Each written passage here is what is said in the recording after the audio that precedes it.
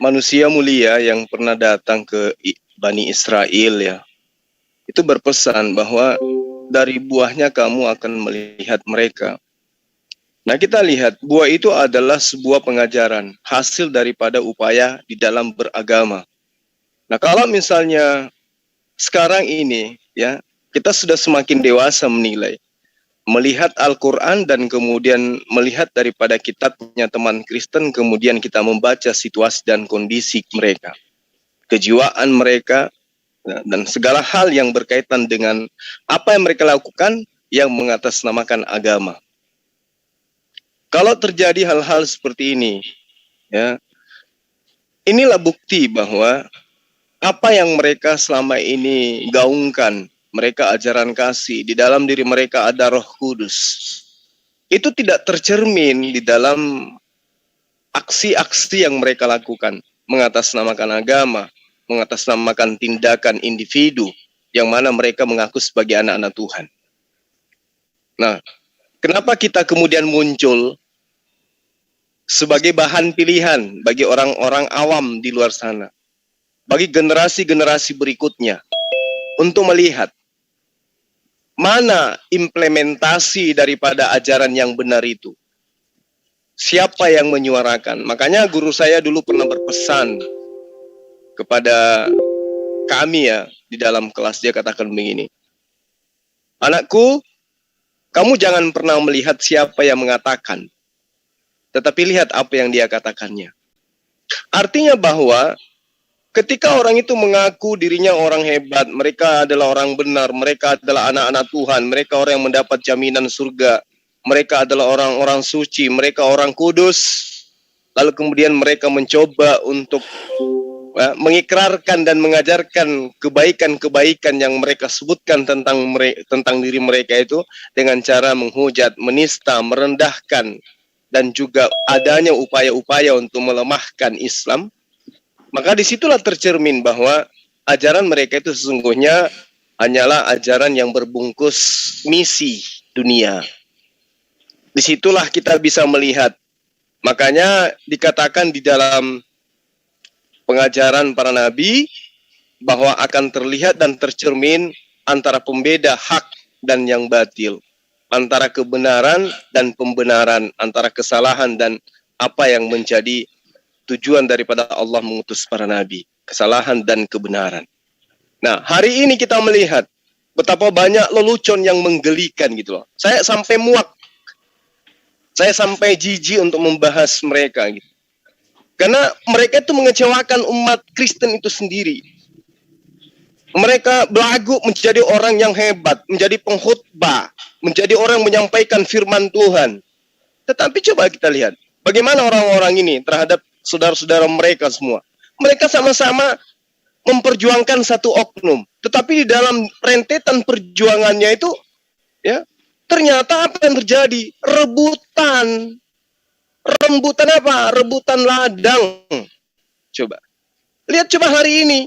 Hari ini di Indonesia, di negara kita, Islam adalah mayoritas. Ketika dakwah, ketika suara dari mimbar itu adalah muatannya uang, maka kita umat Islam yang ribut hari ini, memperebutkan bagaimana bisa memperjuangkan Ustadz Yahya Waloni, lalu kemudian misi-misi sesungguhnya yang menunggangi kita itu adalah fulus. Maka Muhammadiyah, Nahdlatul Ulama, partai-partai Islam, ormas-ormas Islam, termasuk ormas yang saya pimpin sendiri, akan paling mengatakan dirinya dialah yang paling berjasa untuk kemudian memunculkan nomor rekening untuk donasi buat Pendeta Yahya. Tapi faktanya kita diam-diam aja, nggak ada masalah dengan itu. Artinya di sini tercermin, kita mayoritas, tetapi kita berjalan sesuai dengan akhlakul karimah. Kita menyerahkan semuanya kepada pemerintah, kepada hukum. Salah hukum. Kalau dia benar, bebasin. Jangan kemudian karena ada ustadz, ada orang yang membela Islam selama ini, ada yang menyuarakan tentang kebenaran, ada yang menjadi wakil untuk menyembuhkan rasa sakit kita atau iri kita selama ini yang kita pendam sama mereka. Oh, kita luapkan dengan adanya misi-misi, dengan adanya gerakan-gerakan yang kemudian kita buat. Kita buatlah pundi-pundi. Kita sebarkanlah nomor rekening. Ayo semua Muhammadiyah, kita dukung Ustadz Yahya Waloni. Ayo berdonasi, kita harus bersatu. Tidak ada seruan seperti itu di dalam Islam. Kenapa? Karena Islam itu rahmatan lil alamin. Selalu bersandarnya kepada Allah. Selalu bersandarnya kepada Allah. Tidak pernah ribut. Ya, Muhammadiyah punya pengacara untuk Ustaz Yahya. Kemudian yang Nahdlatul Ulama juga punya pengacara untuk ini. Kemudian di antara pengacara dan pengacara kemudian saling ngibulin satu sama lain. Ini yang terjadi kan sekarang. Dan saya kemarin itu secara tidak sengaja menonton orang yang menyuarakan mengatasnamakan agama mereka, murtad katanya. Tetapi dia menyesal karena mentransfer dana 600 juta. Mau muntah rasanya. Inilah artinya bahwa dari buahnya kita lihat. Kasih itu hanyalah hoax. Kita selalu dihujat. Islam itu kenapa kalau mendirikan masjid selalu minta sumbangan dan seterusnya. Minimal kita tidak ada ribut. Kita bikin sumbangan juga karena menolong orang-orang yang punya banyak duit tapi tidak punya kesempatan ke masjid. Mereka lewat punya recehan tapi tidak ada waktu untuk mampir untuk memberikan sedekah itu. Kita datang, yuk kamu lakukan pahala, lakukan sumbangsi harta yang kamu punya. Kami datang untuk menerima itu, memberikan jalan untuk surga dengan cara berinfak dan bersedekah. Kamu nggak ada waktu untuk ke masjid? Sini hartamu kami antarkan untuk demi melembutkan hatimu untuk menuju kepada Tuhan yang telah menciptakanmu. Itu niatannya, bukan karena ngemis. Tak seperti mereka hari ini membuat acara murtadin palsu, memberikan nomor rekening. Begitu ada nomor rekening muncul, ternyata bukan nomor rekening si murtadin, tapi nomor rekening bininya, nomor rekening ininya dan seterusnya. Dilihat oleh YouTuber yang satu, ya diprotes. Bikin konten, membahas satu sama yang lain, dan seterusnya. Inilah cerminan. Mereka minoritas aja bikin kacau. Gimana kalau mayoritas? Kita umat Islam adem-adem saja. Umat Islam itu apa? 100% umat Islam di negara ini, itu diperkirakan cuma 2% yang tidak suka dan tidak pelangak-pelongo ketika mendengarkan apa yang disampaikan oleh Dr. Yahya Waloni. Kita semua mengiyakan. Karena dengan mudah kita bisa mengakses apa itu Bible, apa itu Gospel. Apa yang disebutkan oleh Ustadz Yahya kita langsung bisa lihat. Kita bisa beli di Gramedia. Ada perjanjian lama, ada perjanjian baru. Betulkah? Ternyata betul. Tapi ketika dia itu ditahan karena penistaan katanya. Apakah kemudian kita bergejolak? Tidak. Kita serahkan kepada Allah. Karena apa yang disampaikan itu adalah sebuah kebenaran. Biarkanlah terungkap semuanya. Tapi mereka, begitu ada yang tertahan. Apa yang terjadi? Tidak seperti kita. Ada yang kayak begitu, kita istighfar. Kita berzikir kepada Allah. Mengucapkan tahmid, takbir, dan seterusnya kepada Allah. Kita bermunajat kepada Allah. Kita berdoa di tengah malam kepada Allah. Kalau mereka buru-buru, berlomba-lomba, pasang nomor rekening. Bantuan, santunan, donasi, belum lagi yang corongnya sampai ke luar negeri. Ya, begitu mereka sudah punya donasi, sudah punya kekuatan, apa yang terjadi? Ribut sikut sana sini. Padahal mereka cuma sedikit loh di negara ini, tapi kacaunya minta ampun kalau giliran masalah duit. Kita tidak bisa bayangkan kalau mereka yang punya zakat bermiliar-miliar per bulan, per tahun. Kita nggak bisa bayangkan kalau mereka punya dana seperti dana zakat yang sudah triliunan yang kita punya. Nggak bisa kita bayangkan kayak mana itu. Ini cuman gara-gara penghujat masuk di dalam tahanan. Wow, mengheboh. Yang bikin apa? Apa yang bikin mengheboh? Bukan karena orang ini tidak bersalah. Yang bikin heboh itu karena donasi, donatur, sumbangan. Itu yang bikin heboh. Teriak si fulan, teriak lagi si fulan sebelah sana juga teriak, yang sini juga teriak. Sampai itu muka kayak tembok, bisa-bisanya membela anak Tuhan, tapi dia mencerca, memaki-maki hanya karena angka rupiah. Gila enggak tuh? Gila bang. Gila. Saya dengar. Saya Zulkifli M. Abbas. Nggak sombong. Hanya anak petani. Begitu ada saudara saya yang butuh. Saya rasa dia butuh. Dengan keterbatasan saya telepon. Bang, nomor rekeningnya. Saya ingin bersedekah. Tolong diterima. Itu baru ajaran benar. Ini kagak. Itu akibat apa? Dengarkan baik-baik, teman-teman yang ada di luar. Itu akibatnya apa? Akibatnya karena mereka sudah tersentuh dengan doktrin dan dogma tentang perpuluhan. Kenapa? Perpuluhan itu tidak injili. Perpuluhan itu alkitabiah, tetapi tidak injili. Apa maksudnya? Perpuluhan itu ajaran Bani Israel yang dikhususkan hanya bangsa Lewi, bukan kepada kalian. Tetapi budaya itu kemudian dilanggengkan hari ini. Kenapa? Karena itu urusan perut. Cari dalil di kitab kalian. Ada nggak perpuluhan untuk orang non-Yahudi? Nggak ada. Tapi hari ini tetap membudaya. Kenapa? Karena di situ ada hal yang muatannya duniawi, muatannya ekonomi. Itu dilanjutkan. Tapi yang dikatakan perjanjian kekal, sunat kulub dibatalkan. Kenapa? Diganti menjadi sunat hati. Harusnya kalian perpuluhan hati atau perpuluhan rohani. Nah itulah yang menyebabkan mereka ini tidak akur. Kalau umat Islam biasanya berbeda pendapat, itu hanya karena hal syariat. Ya. Hanya hal-hal sepele dalam hal sunnah, beda pendapat. Ini tidak. Berbeda tentang angka, berbeda tentang saling tuduh menuduh satu sama lain. Bikin malu. Saya punya adik angkat Kristen, kakak angkat Kristen. Malu saya tanya, aduh tolonglah sampaikan kepada orang-orang ini. Janganlah ribut mengenai uang. Jangan ribut mengenai duit. Seakan-akan kalau kita melihat dari kacamata kita sebagai penyimak ya, sebagai orang yang berkecimpung di dunia kristologi, seakan-akan mereka itu sengaja, ayo dong, lapor lagi dong 1 atau 2, biar donasi semakin banyak, biar donatur makin banyak gitu loh. Seakan-akan ada upaya seperti itu. Ada yang mengatakan ini serakah, ini rakus. Bahkan mereka nggak segan-segan menuduh pendeta-pendeta itu semua iblis. Gila nggak? Ada loh yang mengatakan seperti itu.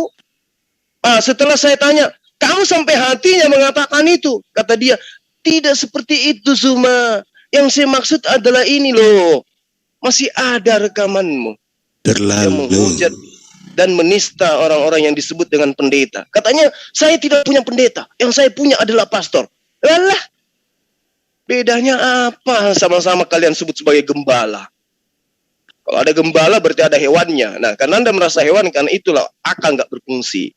Saya kira begitu sebagai tambahan, ya, saya simpulkan bahwa perpuluhan itu tidak injili, tetapi hanya alkitabiah. Arti kata bahwa perpuluhan itu bukanlah ajaran yang harusnya, ajaran itu tidak harus masuk ke Indonesia. Karena itu hanya untuk suku Lewi. Kalau ada di Indonesia suku Lewi, silakan. Yang saya tahu di Indonesia hanya ada suku cadang yang banyak. Demikian, assalamualaikum warahmatullahi wabarakatuh. Terlalu. Terakhirnya ini betul-betul menggelitik suku cadang. Saya nambahin dikit ya Bang Juma. Oke, saya tambahin sedikit mumpung saya ingat. Iya. Jadi benar yang dikatakan guru saya, Akhi Zulkifli M. Abbas. Mereka ingin laporkan satu lagi. Sampai videonya diedit-edit. Ini biadabnya mereka, ya, seperti Rusuli Lubis kemarin itu. Kenapa kamu hapus, Rusuli Lubis, ketakutan?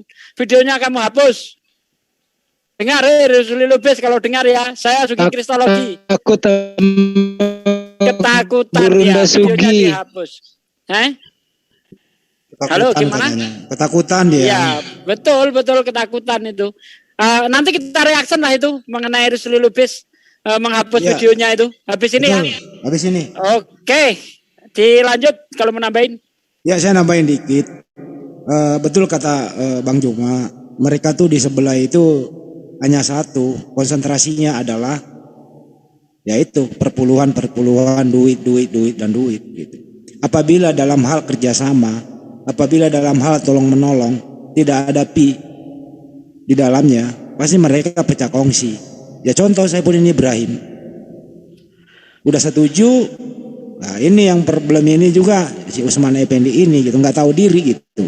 Mestinya bayar pi dong ke Saifuddin Ibrahim kan gitu. Jadi untuk itu bersyukurlah kita ini sebagai umat muslim ya, tidak ada unsur apapun di dalamnya kalau saling berbagi itu gitu.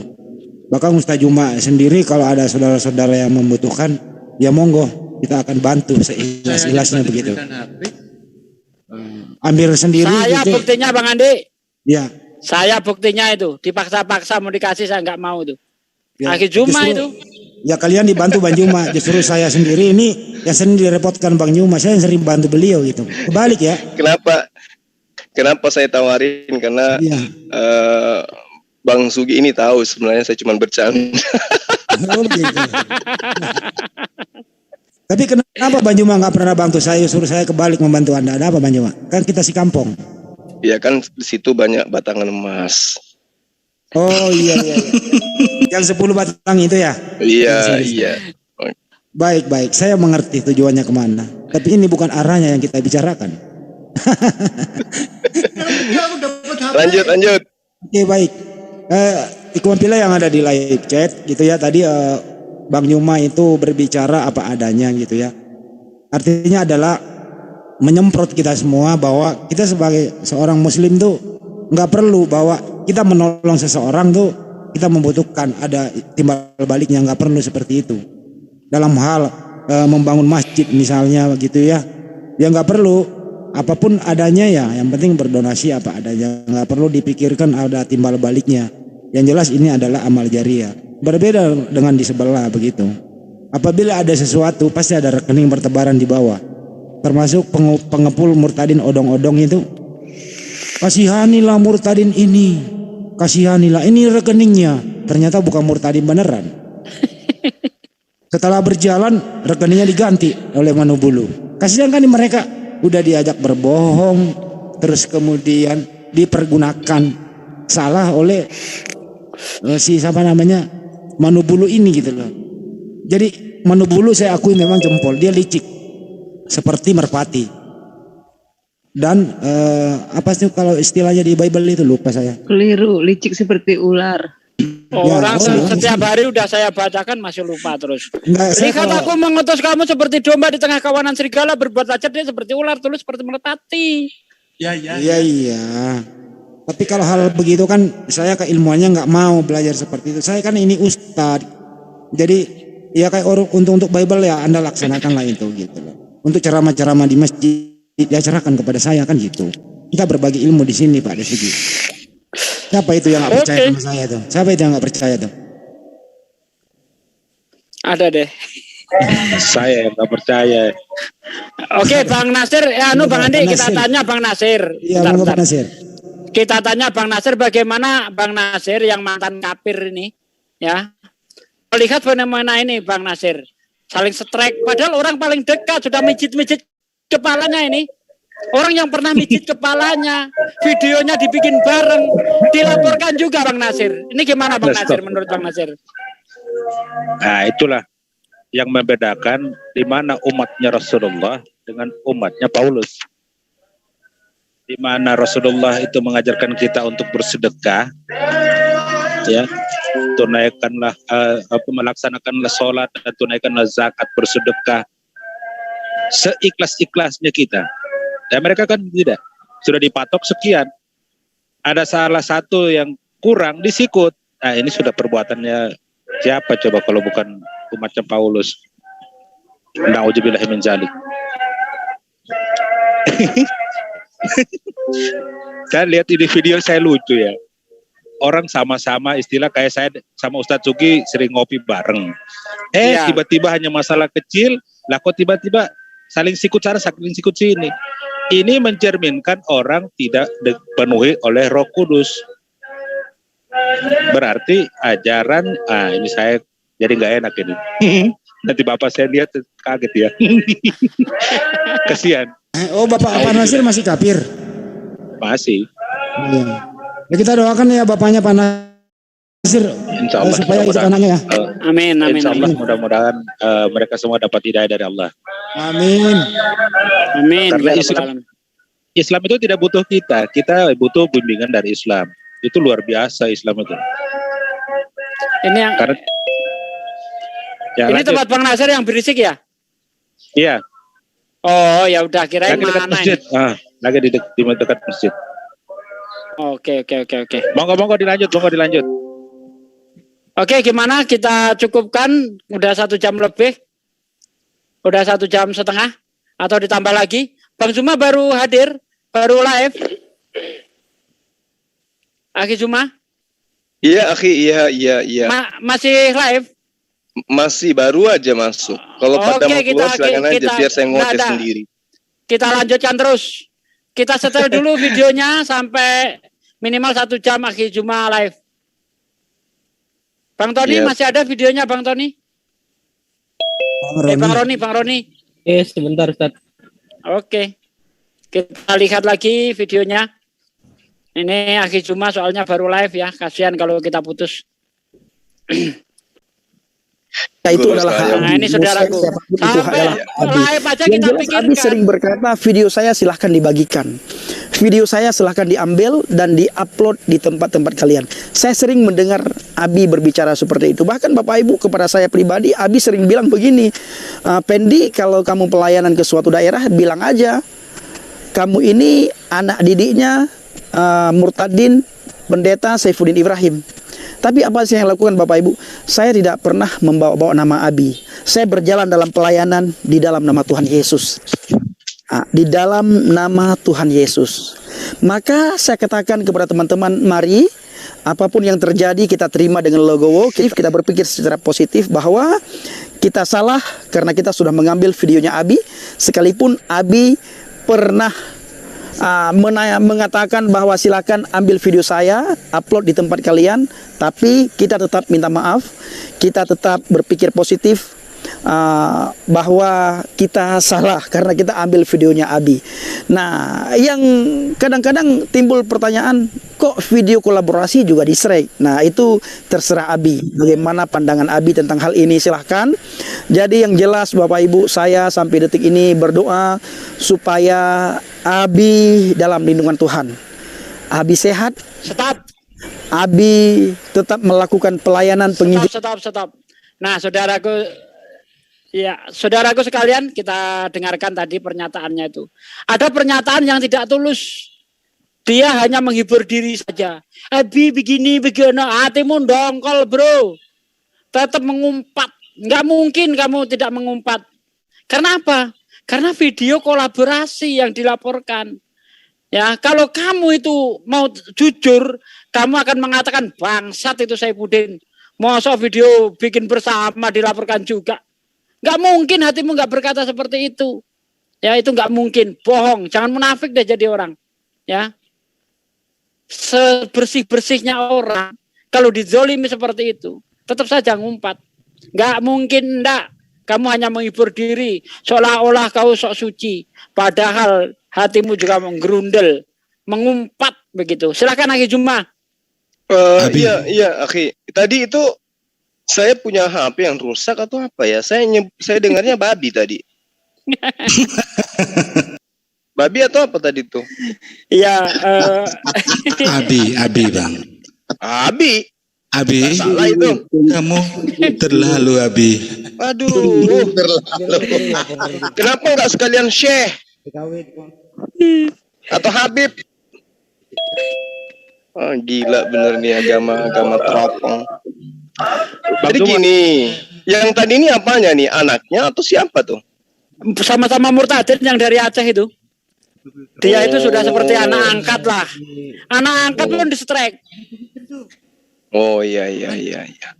Kalau ada yang murtadin kayak begini tuh harusnya lulus ini ospek di ZCZ dulu. Jangan dibiarin berkeliaran dulu lah. Suruh masuk ke sini dulu kita sunat. Kan gitu ya? Iya. Karena di dalam kitabnya sendiri dalam Yohanes 14 ayat 12 kan jelas di situ. Yesus yang berkata, bukan kita yang berkata. Sesungguhnya barang siapa yang percaya kepadaku, ia akan melakukan juga pekerjaan-pekerjaan yang aku lakukan. Nah, sekarang pertanyaannya, Yesus itu tahu nggak kalau kedatangannya ke dunia itu adalah untuk melakukan mati di atas salib? Yesus tahu nggak? Sengaja nggak? Kalau Yesus sengaja datang untuk menebus dosa di atas tiang salib dengan cara dibunuh, maka kata Yesus, sesungguhnya barang siapa yang percaya kepadaku, ia akan melakukan juga pekerjaan-pekerjaan yang aku lakukan. Berarti kalau Anda murtad, berarti kudu wajib jangan beli kain kafan, beli balok untuk dibuat palang. Minta ke orang-orang untuk Anda mati dalam keadaan disalib. Karena Yesus melakukan itu. Kalau percaya kepada Yesus, lakukan apa yang pernah Yesus kerjakan. Gitu loh. Itu Anda harusnya pahami sebelum Anda murtad. Kemudian, kalau Anda tidak mau melakukan itu, alasannya hanya mikul salib aja. Ingat, Yesus tidak hanya sampai mikul. Ya, dia sampai dibunuh di atas tiang salib. Kalau kamu percaya, atau jangan-jangan apa yang sering kami sampaikan bahwa Yesus itu tidak disalib, memang tidak disalib. Sampai-sampai kalian tidak mau melakukan pekerjaan disalib yang hanya merupakan tuduhan-tuduhan fiktif. Gimana? Jadi kalau murtadin kemudian ribut mengenai rupiah sama si siapa tadi si Effendi Usman sama saya bukan dia sebut tadi ini HP yang rusak kayak ini tadi. Si Abi. Enggak bisa saya sebut. Papi aja. Jadi kalau si papi itu membuat kamu terluka, ya lihatlah kenapa kamu murtad. Kalau ternyata pemuka-pemuka agama kalian yang Anda katakan itu orang baik-baik, ternyata hanya gara-gara fulus kalian ribut. Di Islam mana ada yang kayak begitu? Gak ada orang di Islam itu bertengkar gara-gara uang celengan. Gak ada. Oh, ada yang ribut gara-gara uang celeng. Gak ada itu. Padahal nominalnya kecil. Coba. Dan kami umat Islam selalu dihina-hinakan orang miskin. Orang yang berada dalam kehidupan teratas terendah katanya. Tapi kami gak pernah ribut. Gak pernah ada itu ustadz ributan mimbar di masjid. Apa yang kita lihat kan sekarang banyak yang ribut memperebutkan mimbar. Itu banyak yang terjadi. Lalu kemudian ketika Anda menyadari bahwa si papi itu melakukan kesalahan, nah lihatlah, introspeksi dirilah. Katanya di dalam tubuh kalian itu ada Roh Kudus. Makanya dulu pernah saya katakan, kalau kibulan atau halusinasi mereka itu adalah sebuah kebenaran, mereka tidak perlu sekolah. Tidak perlu. Kenapa? Sebelum guru mengajarkan, Roh Kudus sudah mengajarkan terlebih dahulu. Ini sekarang apa buktinya? Mereka sudah punya Roh Kudus, sekolah tinggi-tinggi. Coba tanya dia. 1 tambah 1 tambah 1 tambah 1, apa jawabannya? 1, Pak Guru. Nenekmu kiper. Mana ada? Anak TK aja nggak bisa menjawab seperti itu. Ini sekolah tinggi-tinggi, sudah punya Roh Kudus. Tapi jawabannya nggak ada yang benar satu sama lain. Dikatakan, oh jangan 1 tambah 1 tambah 1. Tapi apa? 1 kali 1 kali 1 kali 1. Alah, emang bisa dianalogikan seperti itu? Emang cocok gitu? Bapak, sebelum ada Bapak, Yesus nggak ada. Berarti bukan dikali, tetapi ditambah ketika Maryam sudah ngeden. Lalu ketika Yesus mengatakan di dalam Yohanes 14 ayat 26, Roh Kudus itu tidak akan datang sebelum aku pergi. Berarti ketika dia pergi dan dia datang, artinya tambah 1 lagi. Berarti bukan kali 1, tapi tambah 1, tambah 1, tambah 1. Roh Kudusnya nggak ngajarin kalian yang benar gitu loh. Roh Kudus yang ada dalam diri kalian itu, kalau betul itu adalah Roh Kudus, ingat. Di dalam Yohanes 16, nomor 7 sampai nomor 15, di situ Yesus menerangkan dengan terang sekali Orang yang dipenuhi dengan Roh Kudus dibimbing dalam segala hal yang berkaitan dengan kebenaran, keadilan, penginsapan dunia akan dosa.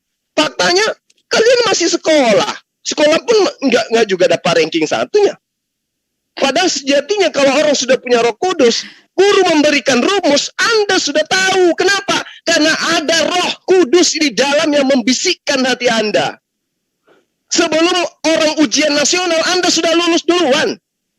Anda ibarat kata mau makan jambu monyet, baru bilang jambu monyetnya sudah Anda makan duluan. Itu kan Anda sudah punya Roh Kudus. Ini sekarang apa coba? Si papi-papi, kamu tidak bisa tahu bahwa kedepannya dia akan culas. Roh apa yang ada pada diri kalian itu?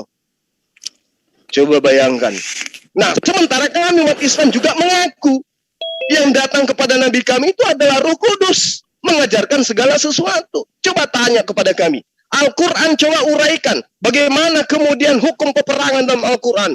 Al-Quran coba uraikan bagaimana kemudian hukum pewarisan di dalam Al-Quran. Al-Quran coba kamu uraikan bagaimana hukumnya orang yang menikah tanpa ada wali dan seterusnya. Tanya kepada kami, maka dia akan tertuju kepada apa yang diramalkan oleh Yesus. Dialah yang akan mengajarkan segala sesuatunya. Dialah yang akan membimbing kalian kepada segala sesuatu yang tentang keadilan, kebenaran, dan penginsapan dunia akan dosa. Kalau kalian ditanya, kalian punya Roh Kudus sampai kalian bisa bahasa roh.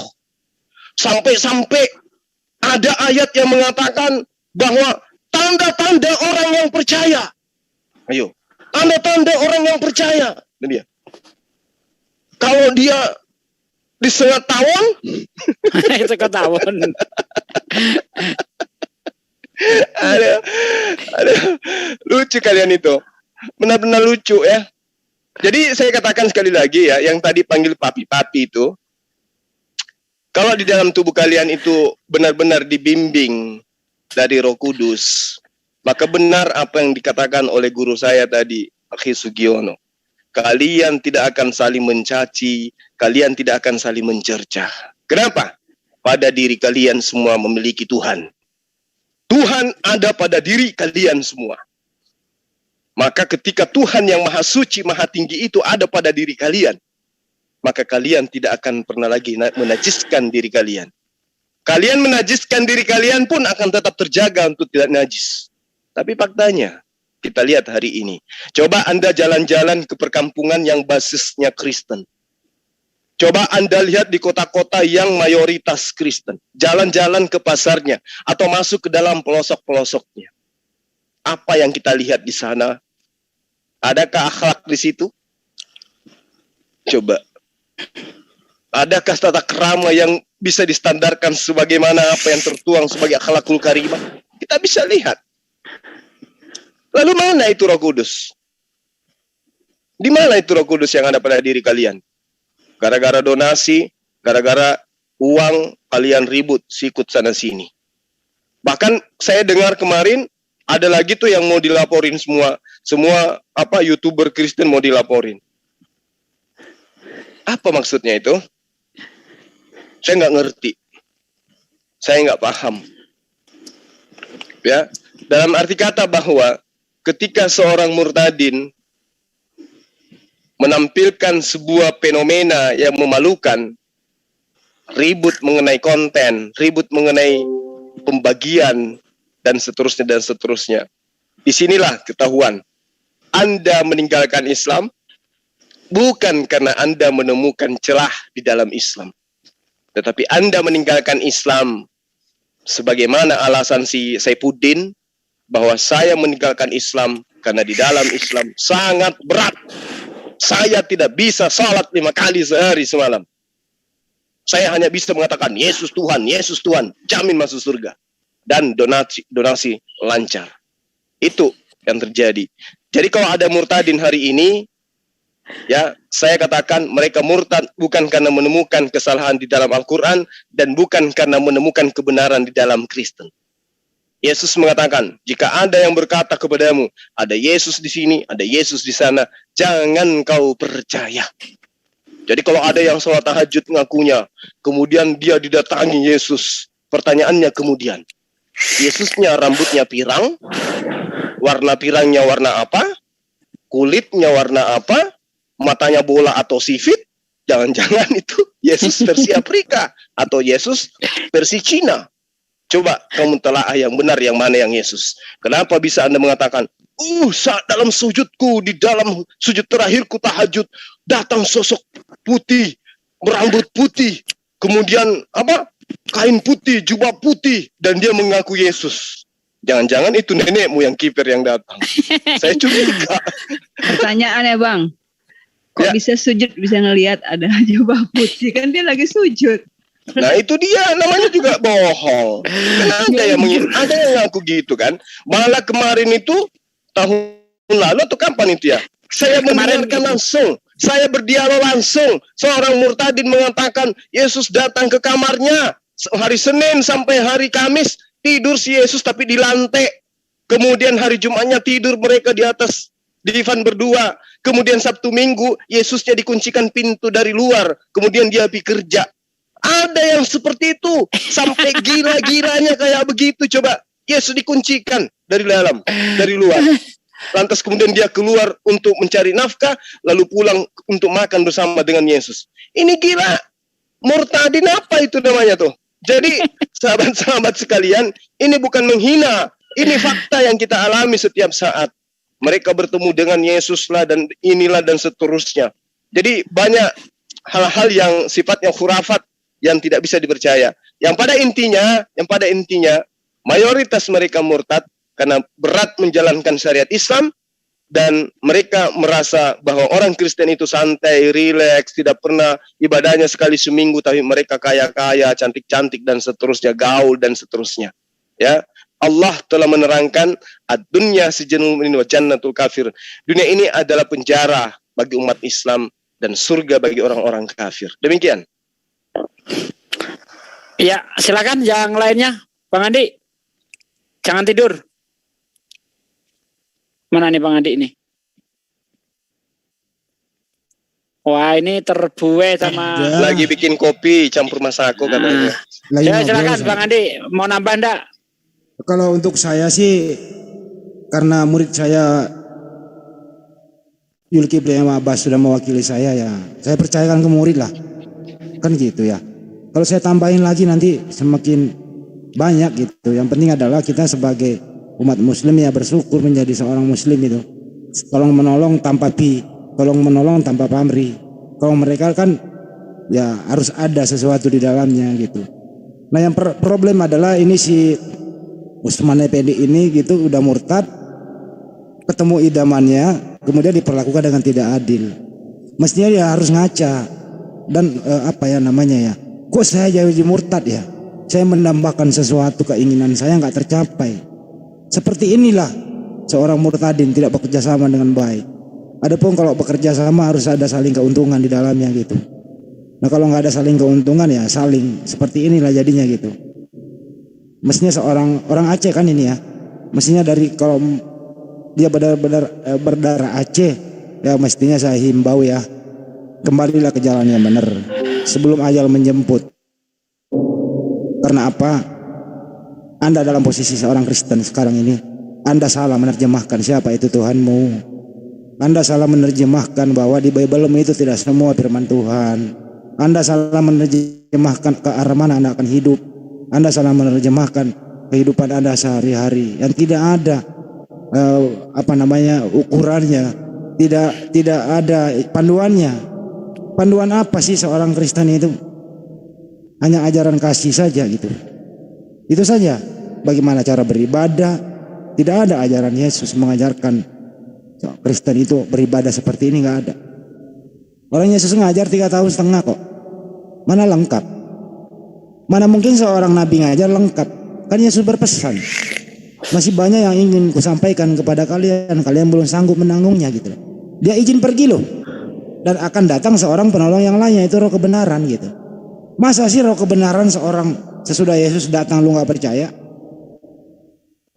Lu gak percaya pernyataan Yesus, tapi lu akui Yesus, lu berkomplot atau lu sepakat di Konsili Nicea mengatakan Yesus setara dengan Tuhan. Nah ini giliran saya bertanya nih ke Bang Handi nih. Iya, waduh saya jadi narasumber nih, monggo. Iya. Salahnya ngaku guru. Saya tanya dulu dia, Bang. Saya mau uji dulu, dia masih punya obat atau udah kehabisan obat nih orang nih. Saya mau tanya. Saudara selalu mengatakan bahwa Maria itu melahirkan manusia, betul? Betul? Roh yang ada di dalam diri Yesus itu roh Bapa, betul? Roh dari Bapa. Roh yang ada di dalam diri Yesus itu adalah roh Bapa, betul? Kalau menurut mereka roh Bapa, tapi menurut kami roh dari Bapa. Saya tanya Anda dulu. Ya jangan Anda mengkristenkan saya dong di sini. Anda dulu pernah mengatakan bahwa roh yang ada di dalam diri Yesus itu ikut netek.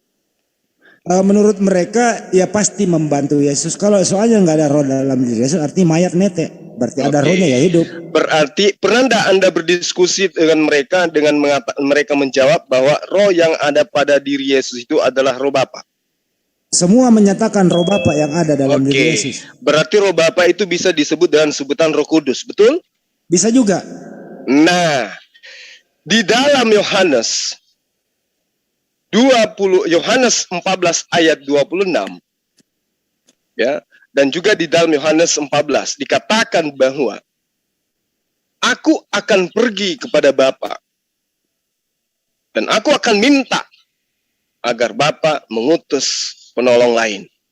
Betul. Lalu kemudian di dalam Yohanes 16 juga dikatakan bahwa Yohanes 14 bahwa Roh Kudus itu tidak akan datang kalau aku belum pergi.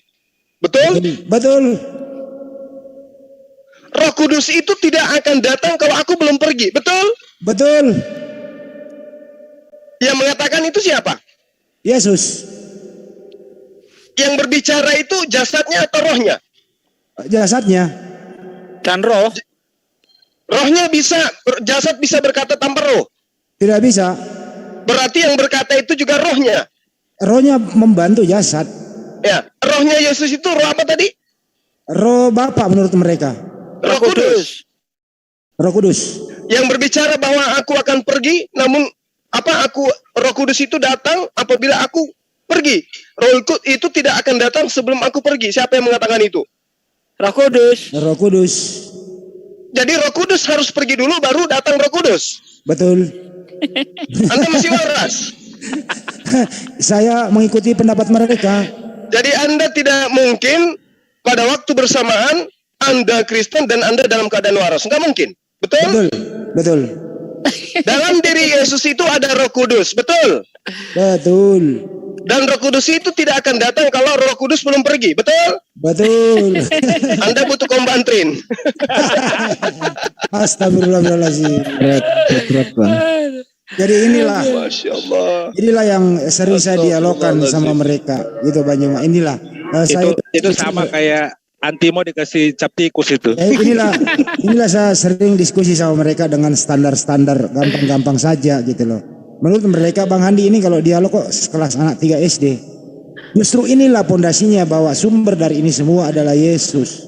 Yang Anda katakan setara dengan Tuhan, padahal Yesus adalah pernah dikandung sama ibunya. Terus kemudian Bunda Maria melahirkan Tuhan, Lukas 2 ayat 11 gitu.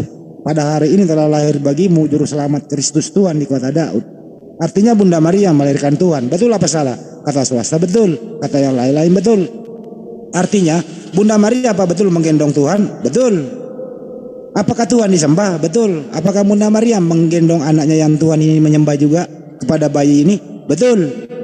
Artinya Tuhannya pernah bayi. Dan tergantung nutrisi gizi ibunya begitu.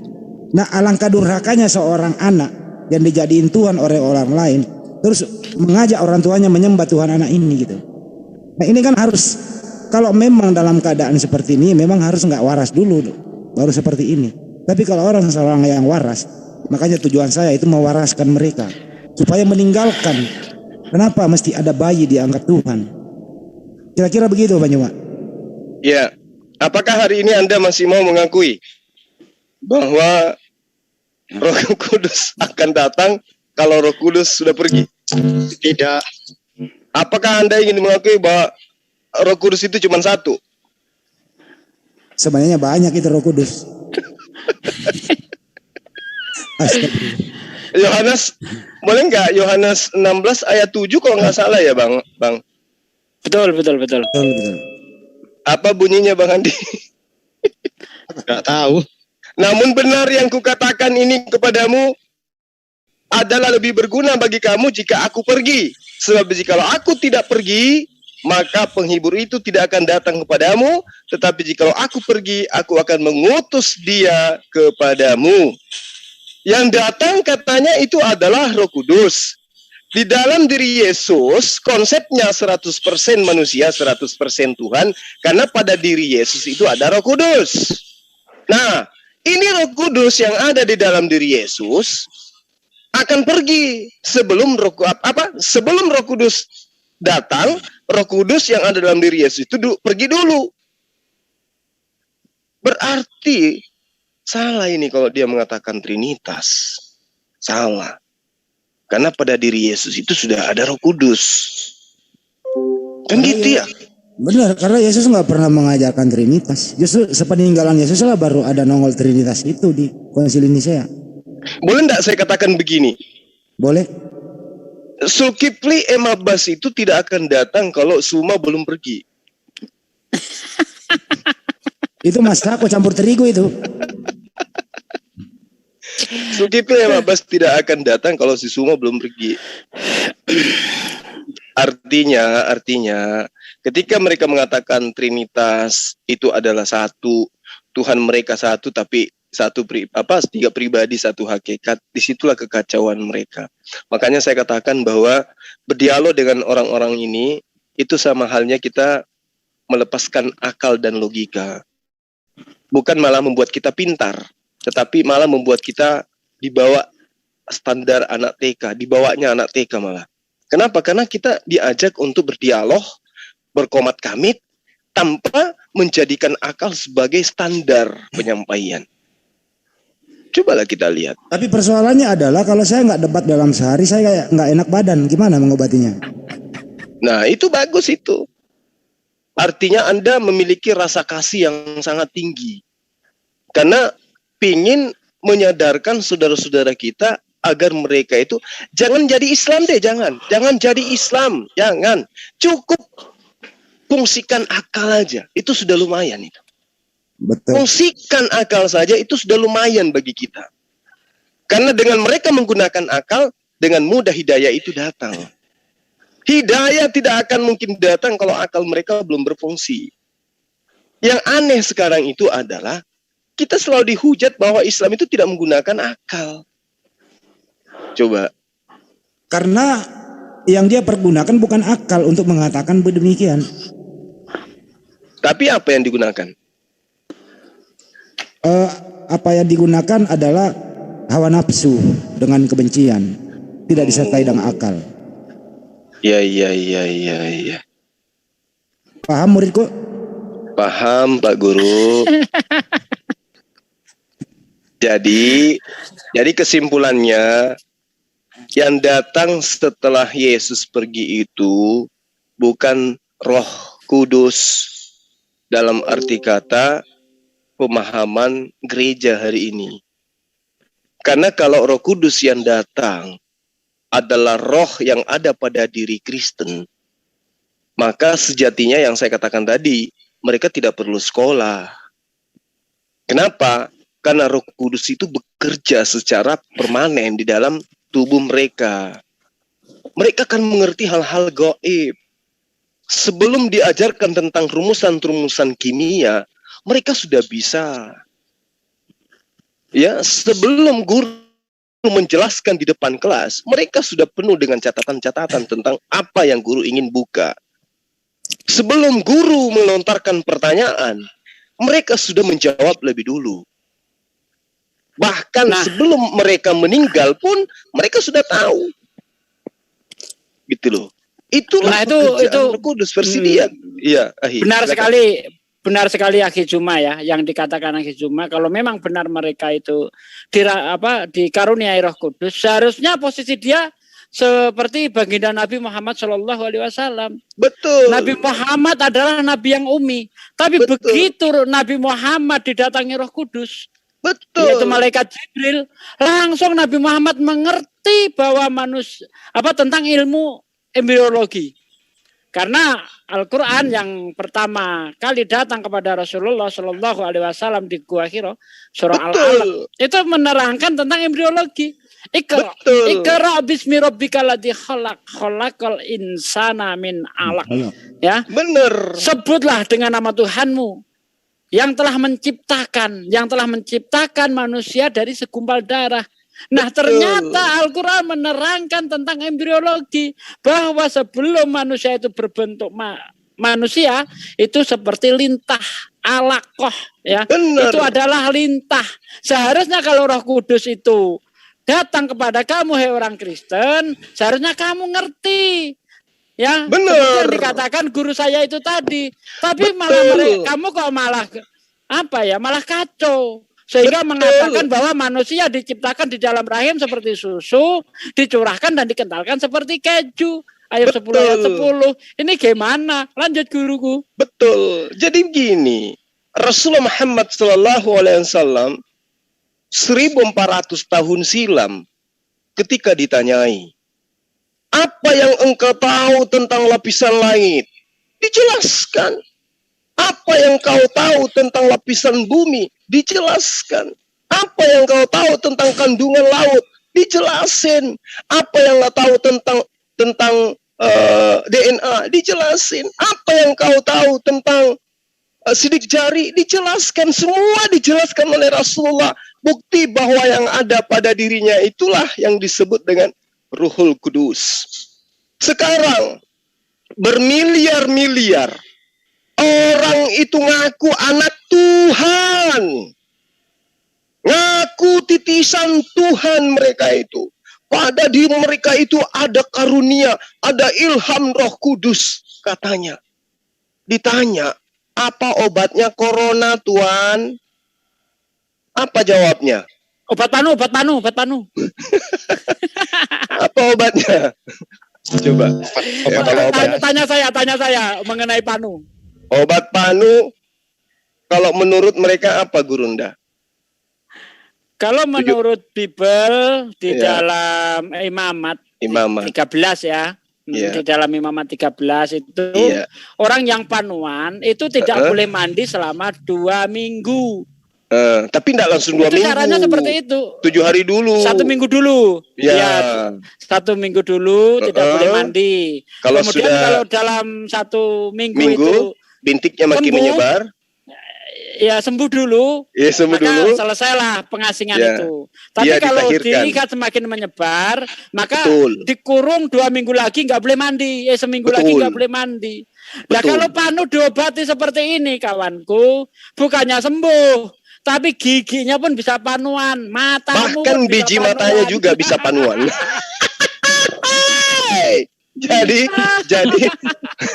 Jadi kata Yesus, kata Yesus, dia akan mengajarkan segala sesuatunya, kan gitu ya.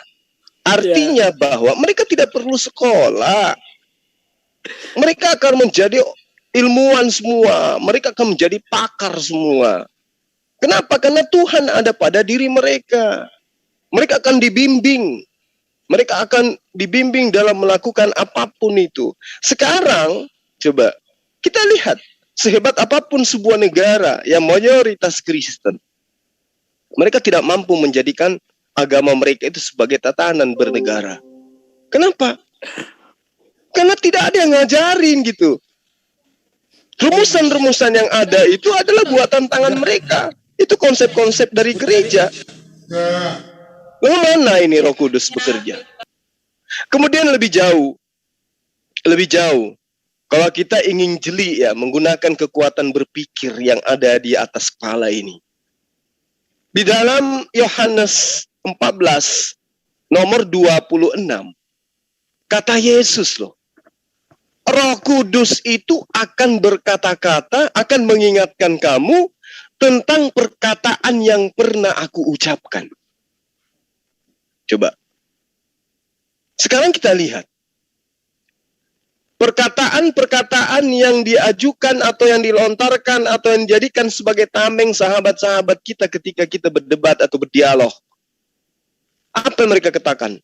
Yesus itu adalah Tuhan. Yesus itu adalah inkarnasi daripada Allah, daripada Bapa, kata dia. Kalau itu adalah bimbingan Roh Kudus yang benar yang mengajarkan mereka untuk mengatakan itu, berarti dulu pernah ada perkataan Yesus yang mengatakan itu. Diulang kembali oleh roh yang ada pada diri mereka. Kan begitu, Gurunda? Betul. Iya kan? Roh Kudus itu akan mengingatkan kalian, akan mengucapkan kembali perkataan-perkataan yang telah aku katakan. Berarti ada pengulangan perkataan. Bagaimana dengan Al-Quran? Bagaimana dengan Roh Kudus yang datang kepada Rasul Muhammad SAW? Ketika berbicara sosok Nabi yang datang kepada Bani Israel yang membawa ajaran hikmat Injil, maka akan berkesesuaian. Ya Bani Israel, ini Rasulullahi ilaikum. Sehingga umat Islam melalui Roh Kudus yang datang kepada Rasul Muhammad SAW mengimani bahwa sosok itu hanyalah Rasul, hanyalah utusan Allah kepada Bani Israel. Nah, coba kita cross check. Adakah dia pernah mengatakan kepada Bani Israel bahwa dia adalah Rasulullah, bahwa dia adalah utusan Allah? Bertaburan, ada ratusan ayat di dalam kitab-kitab terdahulu, meskipun sudah tidak ori, hanya terjemahan, namun alhamdulillah Maha Suci Allah, kita masih bisa menemukan jejak-jejak pengajaran Yesus atau Isa alaihissalam, di mana dia menyeru kepada Bani Israel, Shema Israel. Dia menyeru kepada Israel. Dia mengatakan bahwa Allah itu satu dan dia adalah utusan Allah. Yohanes 17 nomor 3 di situ sangat jelas. Artinya Roh Kudus yang datang setelah Yesus terangkat ke bumi itu bukanlah roh yang ada pada diri Yesus. Yang setelah Yesus pergi baru rohnya lagi datang, bukan. Tetapi yang benar adalah roh yang datang berupa kemuliaan yang diberikan kepada Nabi Isa atau Yesus, itu datang kepada penolong lain yang akan mengajarkan kembali kepada umat manusia tentang isi dan konsep serta rumusan-rumusan ajaran Yesus kepada Bani Israel. Hari ini umat Islam mengakui Yesus itu ada nabi. Hari ini umat Islam mengakui Yesus itu adalah rasul. Hari ini umat Islam mengakui Yesus menyembah hanya kepada Allah. Hari ini umat Islam mengakui bahwa Yesus itu diberi hikmat Injil. Dan ternyata setelah kita cross check, betul, masih tersisa, meski hanya terjemahan ke terjemahan, masih ada kekuatan mujizat dari Allah, bahwa apa yang diterangkan Rasul Muhammad SAW melalui Al-Quranul Karim dengan terang bisa kita lihat benang merahnya. Hari ini kitab mereka masih mengatakan, ya Bani Israel, aku adalah utusan Allah kepadamu. Subhanallah, summa subhanallah. Kita cross check kepada mereka. Apa yang mereka katakan hari ini? Yesus itu adalah inkarnasi Bapa yang datang kepada manusia. Yesus diberi kuasa di bumi dan di langit. Ditanya, apa kuasanya Yesus ketika di bumi? Bingung. Apa kuasanya Yesus ketika di langit? Bingung. Coba, Yesus adalah raja di atas raja. Apa nama kerajaannya? Siapa pemerintahannya? Siapa prajuritnya? Apa nama tahtanya? Bingung. Kenapa? Karena yang mengajarkan mereka adalah yang berpesan kepada mereka di dalam kitab mereka. Jika benar engkau adalah anak Allah, maka buanglah dirimu ke bawah, karena ada yang tertulis, dia akan mengutus malaikat-malaikatnya agar menatang engkau di tangannya. Siapa yang mengatakan itu? Iblis. Kalau ditanya, kita mau dilaporin. Semua mengatakan iblis yang mengajarkan Kristen bahwa Yesus itu adalah anak Tuhan. Padahal dalil dalam kitab mereka terang sekali. Bahkan iblis yang datang menyembah kepada Yesus. Di dalam kitab mereka. Lukas iblis 8, datang. Benar kan, Gurunda? Betul. Lukas 8 iblis 28. datang menyembah kepada Yesus. Hari ini umat Islam tidak pernah menyembah Yesus. Orang Kristen hari ini berbondong-bondong menyembah Yesus. Sekarang pertanyaannya, Kristen ini pengikut Yesus menyembahnya kepada Allah atau pengikut iblis yang menyembah kepada Yesus? Silakan Anda pilih. Bukti, dalil, data ada. Kita tidak muluk-muluk, kita bukan mau fitnah, kita bukan menghujat. Kehadiran kita hanya untuk menolong mereka sebagai pembawa peringatan. Bukan menghujat, bukan menyudutkan, untuk menyadarkan, untuk memberikan sedikit sentilan terhadap akal yang diberikan oleh Allah, agar mereka fungsikan dengan baik, bahwa menyembah kepada sesama manusia yang hanya diberi sedikit saja mujizat oleh Allah, itu adalah merupakan perbuatan yang bisa menyebabkan mereka kekal di neraka. Kenapa sih tidak mau jujur? Cukup saja mengatakan Yesus itu 100% manusia. Lah kalau sudah 100% manusia, berarti tidak ada, jangankan 100% Tuhan, untuk 0,1 aja nggak bisa, karena sudah full 100. Bagaimana mungkin Anda bisa mengatakan gula itu 100% gula, kalau masih ada di dalamnya 0,1% pasir? Nggak bisa. Ketika mulut Anda sudah mengatakan Yesus itu 100% manusia, sudah, titik, tolong gunakan akal Anda. Sudah penuh dia itu menjadi manusia, dan tidak ada pada dirinya unsur hewan, tidak ada pada dirinya unsur tumbuhan, tidak ada pada dirinya unsur malaikat, apalagi unsur ketuhanan. Kecuali Anda mengatakan Yesus 50% manusia, 50% Tuhan, baru bisa masuk logika. Tapi kalau Anda mengatakan 100% manusia, 100% Tuhan, wow.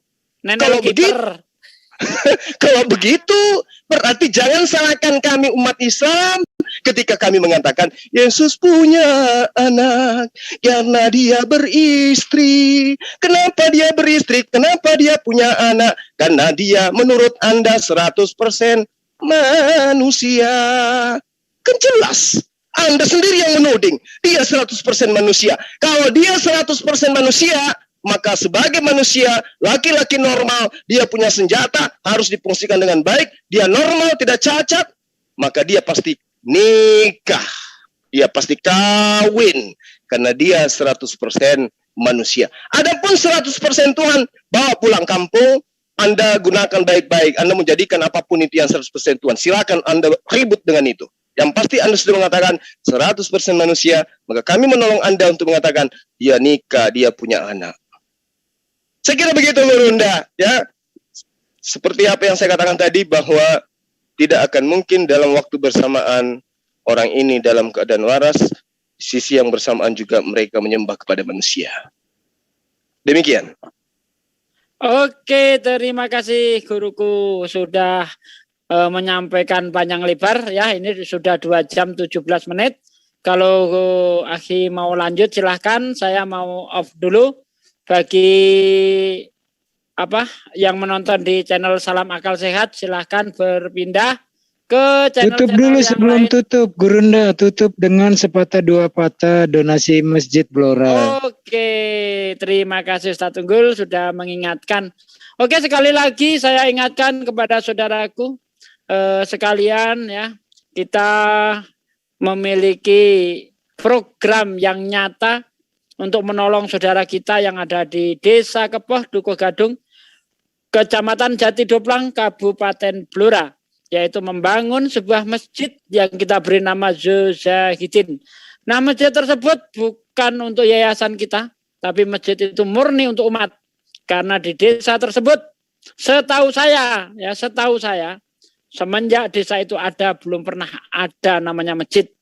Makanya begitu kita menolong mereka, menggali pondasinya, mereka serentak gotong royong menyambut dengan gegap gempita. Sampai malam-malam mereka gotong royong ya, menggali, gotong royong ngeram besinya, gotong royong ngecor. Subhanallah. Nah, sambutan mereka yang sangat serius ini ya, mari kita jangan kecewakan mereka. Ya, kita wujudkan keimpian mereka sehingga berdiri sebuah masjid di situ. Nah, maka dari itu saudaraku sekalian yang memiliki kelebihan harta, ayo jangan pelit-pelit, kita sumbangkan harta kita di jalan Allah. Karena harta yang Anda sumbangkan itulah yang akan menjadi milik Anda selamanya. Itu fotonya. Ya, ada fotonya, saudaraku sekalian bisa dilihat. Ya. Nah, bagi saudara sekalian yang ingin menyumbang, ingin menginfakkan hartanya di jalan Allah, silahkan dilihat di deskripsi channel-channel yang berafiliasi dengan JCC. Di situ tertera jelas. Di channel saya juga ada deskripsinya. Nah, ini fotonya saudaraku, ya. Ini fotonya sudah berdiri bogesting dan besi-besinya sudah berdiri. Insya Allah mungkin hari ini sudah mulai ngecor ya. Gimana Bang? Insya Allah besok. Insya Allah besok sudah mulai ngecor tiang ya. Nah, dari itu saudaraku, yuk kita wujudkan. Insya Allah kami amanah. Kami tidak seperti mereka. Kami amanah. Kita tidak pernah saling sikut mengenai dana. Ya, dana yang Anda sumbangkan kepada kami betul-betul kami manfaatkan. Ini bukti nyatanya. Ya, kami laporkan dengan terang benderang. Ya, tidak ada sembunyi-sembunyi di sini. Oke, silahkan yang ingin menambahi soal masjid, monggo. Sebelum ditutup doa dari Gurunda Sugi, izin membacakan 2 buah hadis Gurunda. Ya, monggo. Ya, ini ada hadis riwayat Ibnu Majah nomor 738. Siapa yang membangun masjid karena Allah, walaupun hanya selubang tempat burung bertelur atau lebih kecil, maka Allah bangunkan baginya rumah seperti itu pula di surga. Allahu Akbar. Lalu kita dapati juga hadis riwayat Imam Bukhari nomor 450 dan Imam Muslim nomor 533. Siapa yang membangun masjid karena Allah, maka Allah akan membangun baginya semisal itu di surga. Jadi rekan-rekan, gelorakan ya semangat membangun masjid. Ini walaupun Allah nggak bilang harus sekian, 1/10, 1/200, enggak. Bahkan yang kecil sekalipun Allah akan membangunkan yang semisal itu di surga. Jadi gelorakan. Dimanapun ada orang membangun masjid, berhenti. Jangan banyak berpikir. Hanya karena Allah. Mampunya 1000, mampunya 1.000.000. Tapi gelorakan semangat membangun masjid ya. Agar bergema di seluruh bumi azan dari masjid tersebut. Terima kasih Gurunda, kembali standby. Oke, terima kasih Ustadz Unggul. Ada informasi dari Amir, karena yang mengetahui ini Amir langsung ya di bawah pantauan Amir ini. Amir, ada yang mau disampaikan? Ya, perlu saya sampaikan tadi kabar terakhir, insya Allah besok sudah mulai pengecoran sebanyak 20 pilar. Allahu Akbar. Alhamdulillah ya, progresnya cepat sekali ini. Nah, saya di sana sudah, kalau sampai dihitung sampai sekarang udah hampir 1 mingguan ya Mas Andi ya. Saya nginep di sana 3 hari, setelah itu karena sudah terlalu lama saya balik, ini 2 hari kemudian saya dapat kabar insya Allah besok mulai dicor. Setelah dicor, kita akan pasang sabuk ya, sabuknya. Insya Allah estimasinya kurang lebih 1 bulan ke depan, mulai dari hari ini atau besok ya startnya. 1 bulan ke depan maksimal, paling lama itu sudah tahap pembangunan atap. Jadi atapnya sudah baja ringan dan kami sudah ada hubungan-hubungan untuk atap dan alhamdulillah untuk dana yang ke atap kami tetap masih membuka donasi kepada Iwan Villa yang ada di sini maupun yang ada di live comment semua Menara Siar. Jadi kami masih membuka donasi untuk 1 bulan ke depan progres pembuatan atap berikut rangka bajanya. Dan kami di sini terus terang masih memerlukan bantuan-bantuan dari Iwan Villa yang ada di sini maupun ada di live comment. Demikian Mas Sugi yang perlu saya laporkan. Monggo dilanjut. Sedikit lagi Ustadz Sugi nambahin Gurunda. Oke, monggo. Iya, karena channel saya masih terhitung baru ya, belum banyak dan ini numpang menggelorakan semangat membangun masjid melalui ZCC. Apa nama channelnya Ustadz Unggul? Hamba Utusan Channel. Oke, Hamba Utusan Channel, nama channelnya. Saudaraku sekalian yang ada di menara-menara siar, Ya. terutama Nah, jadi yang ada di Zulkifli M. Abbas Official, pindah ke channelnya Ustadz Unggul. Ya, pindah. enggak. Saya tidak live saat ini. Jadi begini, nanti. mumpung rame, saya kan akan terus menggelorakan bersama Teh Kiki. Jadi komunitas saya sudah saya sediakan, tetapi saya menggelorakan juga agar kita semua merasakan nikmatnya memberikan donasi. Jangan mau kalah sama Bang Zul, Bang Handi, dan Bang Yan, Bang Gurunda Sugi yang sudah datang ke sana. Kita nggak perlu capek-capek, sisihkan berdasarkan kemampuan. Nah, jadi nanti saya akan mengadakan lelang ya, barang-barang yang memiliki sejarah di hati saya, koleksi dari Swiss Army Knives ya, atau Victorinox, orang mengenalnya pisau MacGyver lah, zaman dulu SMA saya itu kan. Nah, terus kemudian juga ada barang-barang lain yang akan dilelang dengan harga pasar, walaupun itu memiliki nilai sejarah yang sangat tinggi dalam misi-misi penyelamatan manusia bagi saya, dan semua hasilnya akan saya sumbangkan untuk masjid tersebut. Atau mungkin karena saya channelnya kecil, saya nanti akan numpang live bersama Teh Kiki di channel-channel yang besar, misalnya Julius, Gurunda Sugi, Gurunda Zuma, dan lain-lain ya, untuk melakukan lelang ini. Karena kalau saya live kan karena baru, hanya alhamdulillah ya, kalau Gurunda Sugi sudah miliaran penontonnya, saya itu baru 1,6 juta yang nonton live gitu kan.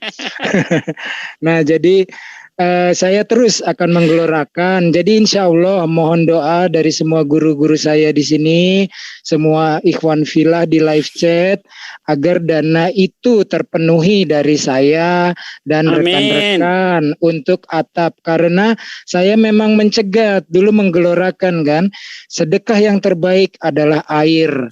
Jadi saya gelorakan itu, dananya saya targetkan 5 juta untuk beli torrent, ternyata lebih ya, dan itu bahkan dipakainya untuk fase berikutnya oleh pengurus-pengurus ZCC. Luar biasa ini mereka, orang-orang gila dalam tanda petik, semangatnya nggak punya apa-apa, cuma naik bis.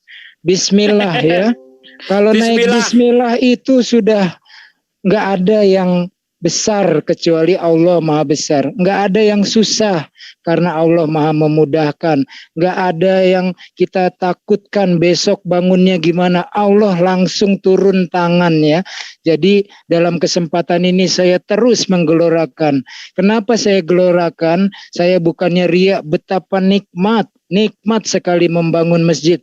Apapun alasannya ya, karena kita kasihan melihat orang, karena di situ belum ada masjid, apapun alasannya, begitu melihat masjid dibangun, sisihkan teman-teman. Dari kecil dikali, itulah kita menjadi besar. Islam itu besar karena bersatunya, bukan karena orang per orang. Kita semua ini bukan kita yang hebat, tetapi Allah yang Maha memudahkan. Jadi gelorakan terus dimanapun dibangun masjid ya. Dulu saya menggelorakan sedekah terbaik adalah air. Sekarang saya akan menggelorakan lagi membangun atap. Di padang mahsyar nanti kita nggak punya perlindungan kecuali rahmat Allah. Bangunlah sekarang atap masjid. Yuk bareng-bareng kita kumpul ya. Saya nggak mau dana untuk ya, bukan maksudnya mengurus, bukan saya doang yang sendirian. Saya pengen teman-teman juga ikut merasakan nikmatnya membangun atap yang insya Allah mengenang kita di padang mahsyar nanti ketika tidak ada tempat berteduh dari panasnya sengatan matahari. Kayak gitu Gurunda Sugi, matur nuwun waktunya, standby lagi. Benar Ustadz. Masih ada kesempatan saudaraku, hari hanya 4 mil dari atas kita. Maka ketika kita membangun Allah Subhanahu wa Ta'ala. Saya satu lagi kepada saudaraku sekalian yang ada di live chat ya, baik yang ada di Salam Akal Sial, di Handi Salebes Channel, di Islam Cerdas, dan yang lain-lainnya. Misalnya Ustadz Unggul, yaitu Hamba Utusan Channel. Hamba Utusan Channel. ditulis di pencarian YouTube Anda, Hamba Utusan Channel. Langsung dukung, jangan pikir panjang. Ini channel-channel dakwah, ya, dengan mendukung channel-channel dakwah, Anda sudah ikut ambil bagian dalam dakwah. Kalau Anda belum bisa menyampaikan sebagaimana kami yang ada di Zoom ini, bisa berkoar-koar sebagaimana kami, insya Allah jempol Anda bisa ikut berdakwah.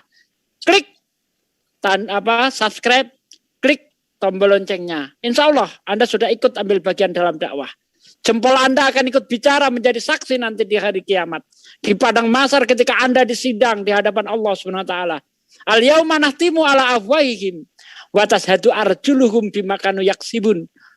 Ketika nanti saudaraku, kamu yang berbicara itu tanganmu. Apa yang kamu lakukan di duniamu waktu itu? Hei fulan, mulutmu nggak bisa ngomong aing uaing, nggak bisa, nggak bisa. Yang ngomong tanganmu. Saya ikut subscribe channel-channel dakwah. Ya Allah. Ya begitu. Ya, dengan subscribe channel-channel dakwah, Anda sudah ikut ambil bagian dalam dakwah. Oke, itu saja yang saya sampaikan di kesempatan ini. Mudah-mudahan apa yang Gurunda mau nambahkan lagi? Saya sedikit penutup. Oke, monggo. Ditutup sekalian ya. Baik. Oke, sip. Di dalam Al-Quran, dalam surah Al-Munafikun ayat 10 di situ diterangkan. A'udzubillahi minasyaitonirrajim. Bismillahirrahmanirrahim.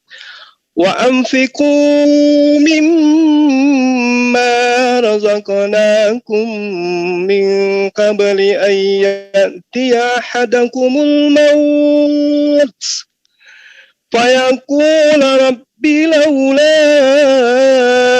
akhartani ila ajalin qarib fa'asaddaqa wa akum minas salihin.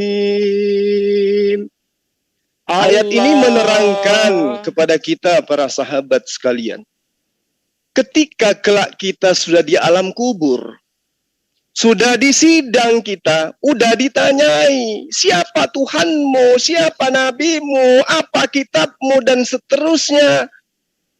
Apa yang kemudian kita minta kepada Allah? Apa yang kita inginkan? Apa yang kita ucapkan kepada Allah?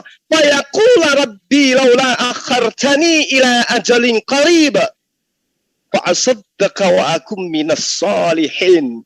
Kita minta kepada Allah, ya Rabb, kembalikan saya ke dunia meski hanya sekejap saja. Apa tujuannya kita ingin kembali? Bukan kembali agar aku bisa mendirikan sholat tengah malam, agar aku bisa berpuasa, agar aku bisa naik haji, agar aku bisa berbakti kepada kedua orang tuaku. Bukan.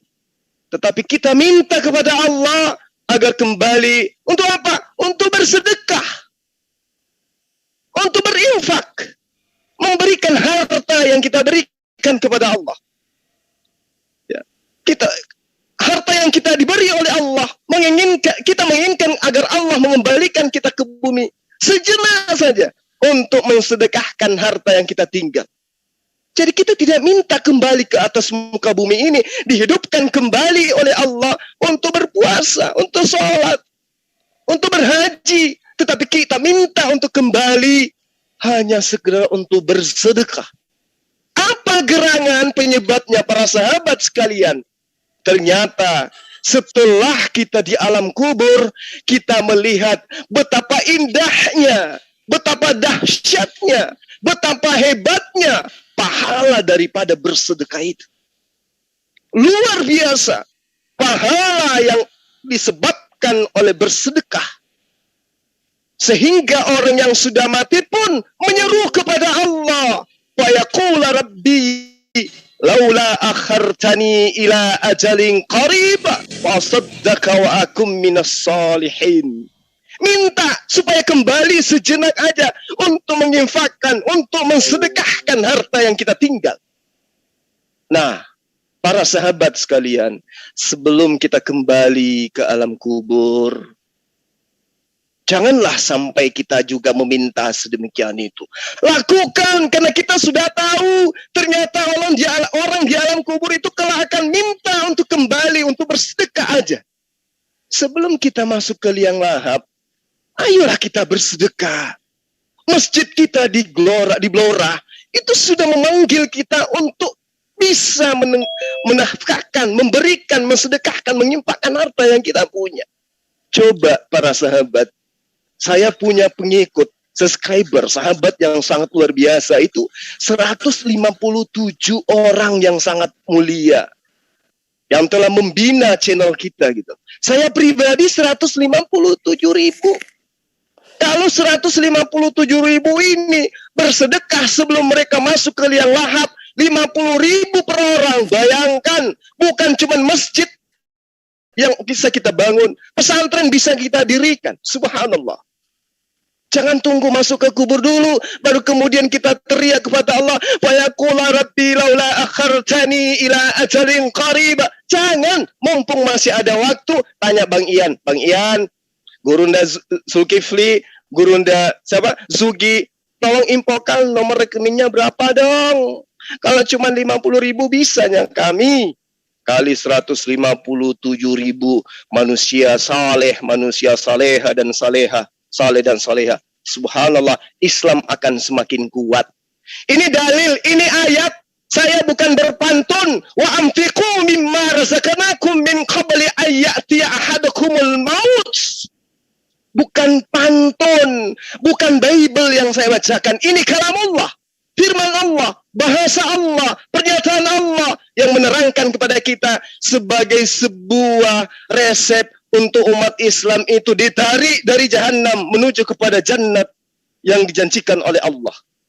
Maka mari yuk saya ngetuk pintu para sahabat sekalian yang ada pada konten channel-channel kita untuk segera menginfakkan, mensedekahkan harta yang punya, ya. Kami hadir untuk kemudian menjembatani antum semua berimpak dan bersedekah demi untuk menjalankan misi mendirikan rumah ibadah di Blora yang sedang kita galakkan saat ini. Saya kira begitu penutup kita pada malam hari ini. Ya, kembali saya menghimbau kepada para sahabat untuk mensubscribe channel daripada gurunda kita, ya, Ustadz Unggul, agar kita semakin kuat di dalam berdakwah, agar misi kita tercapai, menghindari generasi muda, generasi selanjutnya dari ronrongan orang-orang yang mengajak kita menyembah kepada sesama kita manusia. Demikian saya akhiri. Terima kasih atas segala perhatiannya. Mohon maaf atas kekurangan kami. Wabillahi taufiq wal hidayah. Assalamualaikum warahmatullahi wabarakatuh. Waalaikumsalam warahmatullahi wabarakatuh.